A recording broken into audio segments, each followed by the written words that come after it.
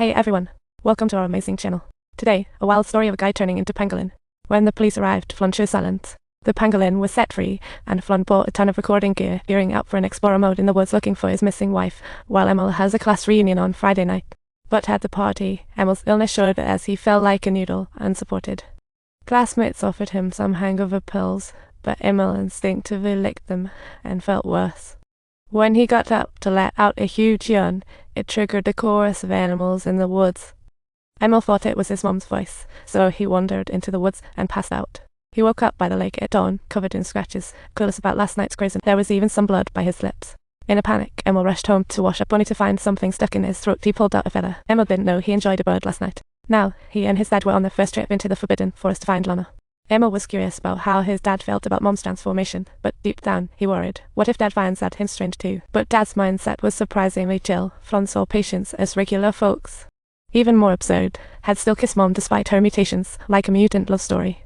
One day, when mom went wild and attacked Emil, he had to call the cops before she was sent to the facility, and now he's left wondering if dad blamed him for it. The father and son searched the woods all night until morning. It took a short snooze in the car, when suddenly the puppy jumped out the window, and Emil took off after it. Turns out the puppy was chasing the scent of bread, but this forbidden area was crawling with mutated folks.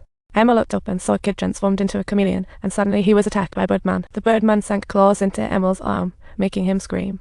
Recognizing Emil's face, he let go. Just then, Dad arrived, waving a stick to scare the Birdman away, and took Emil. Want thrilling drama? Watch it with a girlfriend. Find someone special on Kind for high-educated, quality matches. Info strictly vetted, fake accounts spam fast. Choose who you like. Find your match on Kind. This encounter sparked new thoughts in Emil. He might one day turn into an animal too. So, he decided to get a preview of that animal life. A few days later, he caught some fish and returned to where he last saw the Birdman. When he arrived, the Birdman was struggling to practice flying, trying over and over but couldn't keep his balance. Emil placed the fish head caught in front of him, and the Birdman was so hungry he lunged for the fish and started munching away. Emil asked for his name and if he'd seen Lana. The Birdman said he forgot ages ago. In the end, he named himself Ficus, while the other mutants in the woods were just surviving like him, completely clueless about Emil's mom. Of the two fish Emil brought, one was snatched up by the little chameleon, who followed Ficus around. Emil noticed the feathers on the ground and suddenly felt uneasy. Emil warned Ficus that if he kept this up, he'd end up hurt. Ficus replied, "I'm a bird. If I can't fly, I've got to die." Emil decided to help him find a safe place to practice flying without crashing. He led Ficus to a nearby dead lake, which he had stumbled upon during his previous escapade in the woods. There was a dry branch there he could use as a launching pad. Emil cleared the debris off the lake's surface, and seeing Emil helping him, Ficus slowly accepted him as a friend. On the way home, Emil lost his balance again and realized his balance would soon vanish, so he ditched the bike. Meanwhile, Flon at the restaurant, preparing to take out trash, found the backyard fridge open, contents scattered. After he finished dumping the trash, he put everything back in the fridge, only to hear a strange noise behind him, paper towels flapping like they were in a high-stakes dance. Flon suddenly felt his wife hiding behind the hanger, but at that moment, a mutated walrus knocked him to the ground out of nowhere. As Flon panicked, the patient that should have been hiding behind the scuba gear made a break for it, and Flon was convinced it was his wife, Lana. Just then, the restaurant owner arrived and swiftly stopped the walrus' antics, telling it to scram. Little did anyone know the walrus had its foot stuck in chains and freaked out, bolting into the woods. Flon quickly followed, calling out for his wife, Lana, as he ventured deeper into the woods. Soon, he found his wife a bear, waiting silently, occasionally growling deeply.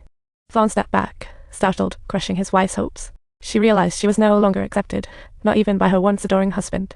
So heartbroken, she chose to leave. Flon returned to the restaurant to learn from the owner that the walrus was actually his sister.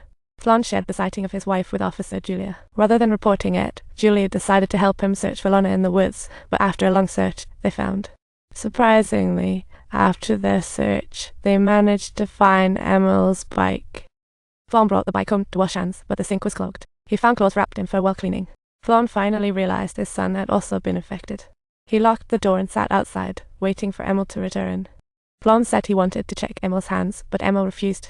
So Flon brought out the bike for Emil to take, but Emil knew he couldn't balance on the bike anymore, so he declined, faintly realizing his dad knew about his condition.